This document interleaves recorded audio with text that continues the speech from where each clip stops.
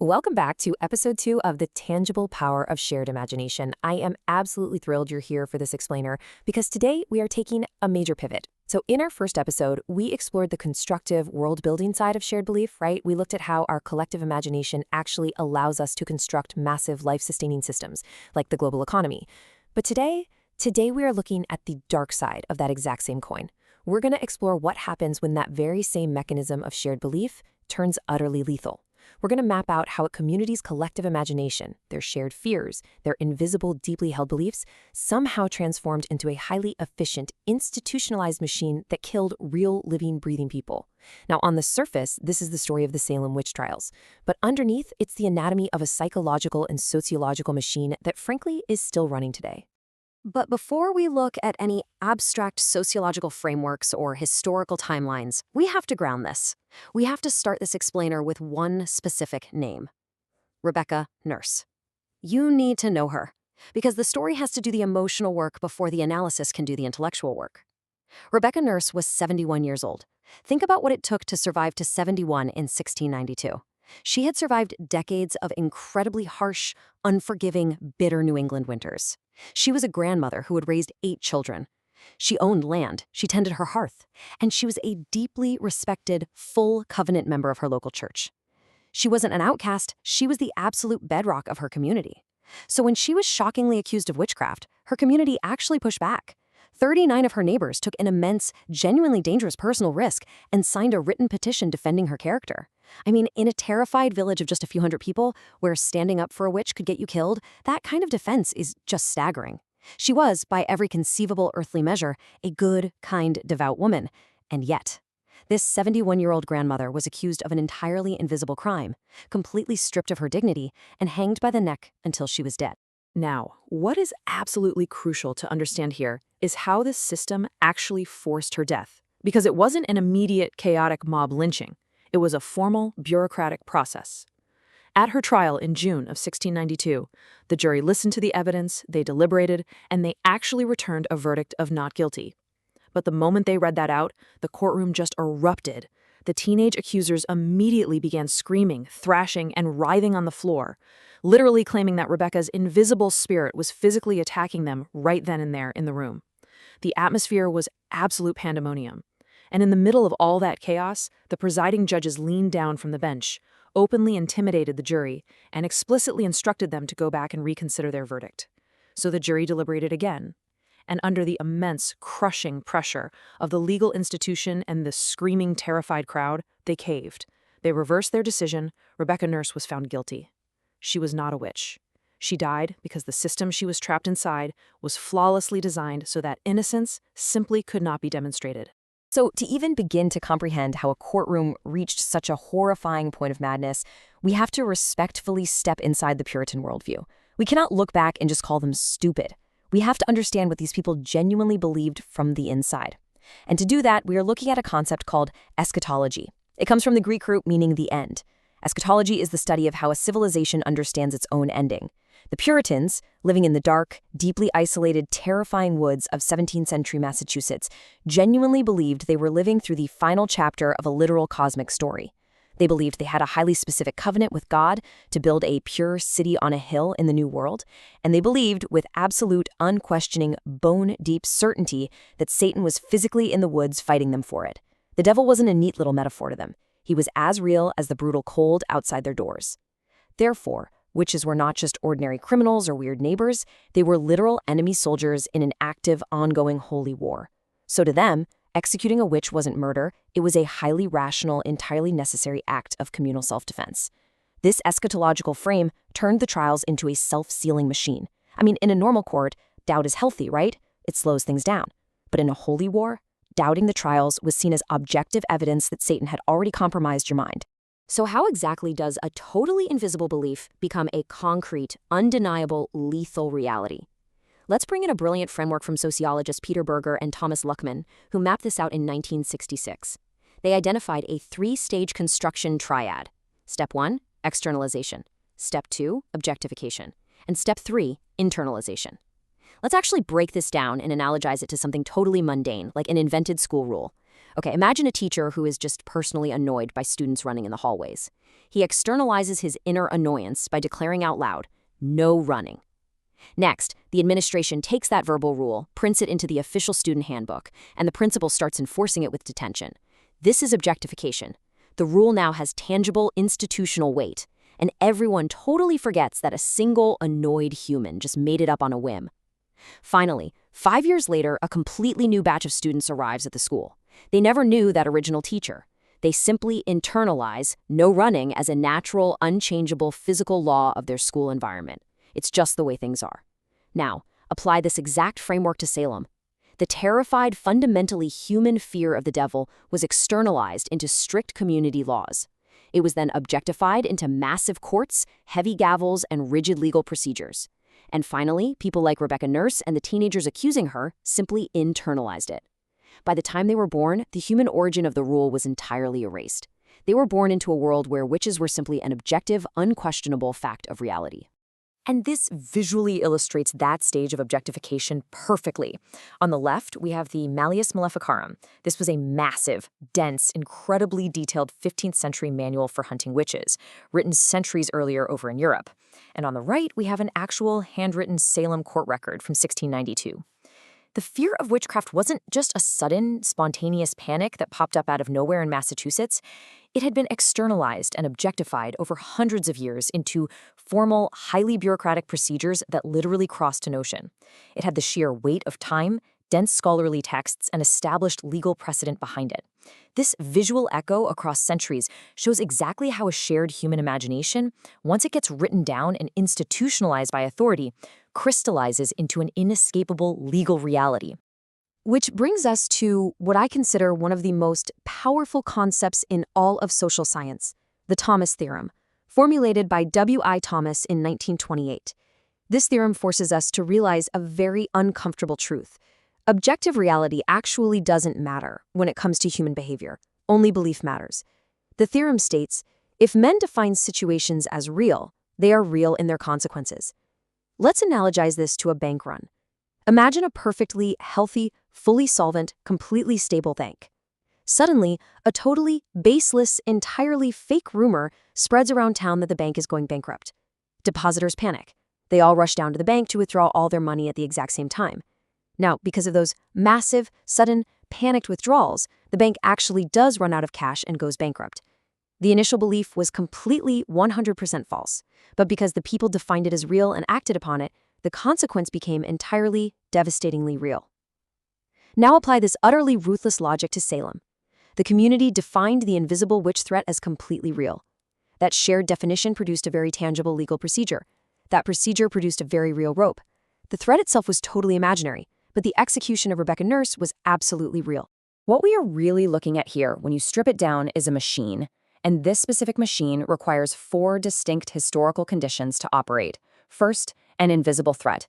You need a crime that leaves absolutely no physical evidence to examine. Second, an irrefutable mechanism. You need a system where the accused fundamentally, logically, cannot prove their innocence. Third, institutional authority. Because listen, a community's fear on its own is just a rumor. But fear backed by courts, clergy, algorithms, or government, that is a death warrant. And fourth, a community under stress. Let's look at Salem in 1692 through this lens. This place was a literal powder keg just waiting for a spark. The community was suffering from brutal, highly violent property disputes on the terrifying frontier edge of the wilderness. They were reeling from the traumatic aftermath of a recent smallpox epidemic, and they were enduring incredibly harsh, freezing, crop-killing winters. The stress didn't invent the witches, but it created a desperate psychological environment where hunting an invisible enemy felt like a rational, highly structured solution to their very real, highly visible suffering. Let's actually look much closer at that second condition, the irrefutable mechanism. In Salem, the court formally accepted something called spectral evidence. This was testimony where an accuser claimed that the invisible spirit of the accused, entirely separate from their physical body, was tormenting them in dreams or visions. I want you to think carefully about the absolute devastating logic of this. Imagine sitting in a courtroom fighting for your literal life, and the judge asks you to definitively prove what your dreams were doing last night. I mean, how do you even begin to answer that? You cannot provide a physical alibi for your own spirit. You cannot call a witness to say, hey, her physical body was at home sleeping, because the accuser is just going to say, yeah, I know, but her invisible spirit was the one attacking me. Once the legal institution accepts spectral evidence, the accusation becomes completely unfalsifiable by design. There is literally no way out. And that specific mechanism creates an inescapable lethal accusation loop. If you were accused in Salem, you essentially had two choices. Option 1, you could confess. If you confessed, the court actually showed you mercy and let you live. But, and here is the catch, to prove your confession was genuine, you had to name accomplices, which meant you were actively feeding the machine with brand new victims. Your other option was to deny the accusation, exactly as Rebecca Nurse so bravely and truthfully did. But the court interpreted denial as sheer stubbornness and took it as further definitive evidence of your guilt and your unholy allegiance to the devil. So, confess, lie, throw your neighbors under the bus and live, or tell the absolute truth, deny the fake crime, and go straight to the gallows. The machine literally fed itself on the survival instinct of innocent people. To truly understand how an entire intelligent community gets hopelessly trapped in this kind of circular logic, we need to go all the way back to 375 BCE. We need to look at Plato's allegory of the cave. Plato asks us to imagine a group of people who have been chained inside a dark cave since birth, completely immobile, facing a blank stone wall.